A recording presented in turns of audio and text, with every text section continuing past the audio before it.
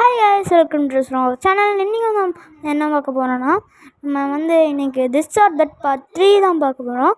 அதுக்கப்புறம் April 25 April 25.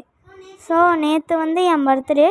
நீங்கள் wish பண்ணணும்னு நினச்சிங்கன்னா கமெண்ட் பாக்ஸில் பண்ணிக்கலாம். சரி வாங்க முதல்ல நம்ம வீடியோக்களை பண்ணலாம்.